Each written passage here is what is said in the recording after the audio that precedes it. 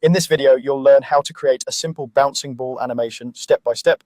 We'll start with setting up the ball itself, then add basic motion, and finally refine it so it feels more natural and dynamic.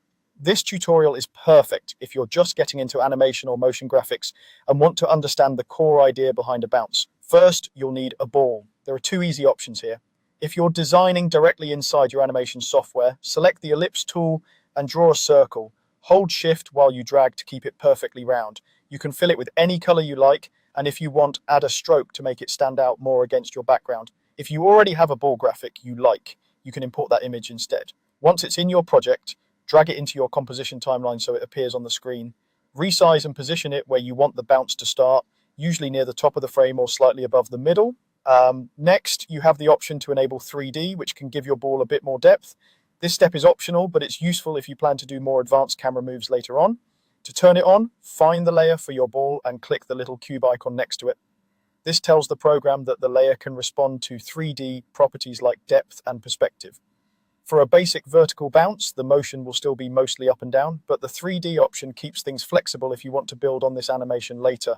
Now let's animate the position of the ball. Click on the ball layer in your timeline to select it, then press the P key on your keyboard to reveal the position property. This is what controls where the ball sits in your frame over time. To start your animation, move the playhead in the timeline to the frame where you want the bounce to begin. Click the stopwatch icon next to position. This creates your first keyframe and locks in the starting position of the ball. Next, move the playhead forward in time to where you want the ball to hit the ground. With the playhead in the new spot, click and drag the ball down in the composition window until it looks like it's touching the ground or floor line. As soon as you move it, the software creates another keyframe automatically. If you preview now, you'll see the ball moving in a straight line from the starting point down to the ground. To complete a basic bounce, move the playhead a little further ahead and then drag the ball back up to a higher position, somewhere between the ground and the original starting point. This creates another keyframe and gives you a simple up and down motion. You can repeat this process if you want more bounces, decreasing the height each time to make it feel more realistic. To add a convincing bounce effect, select all the position keyframes by dragging a box over them or holding shift and clicking each one. With them selected, press F9 on your keyboard to apply easy ease. This smooths out the motion so the ball doesn't move at a constant robotic speed.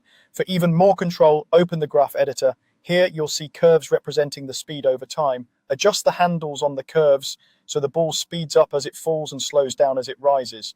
A steeper curve on the way down and a gentler curve on the way up will make the movement feel like it's reacting to gravity.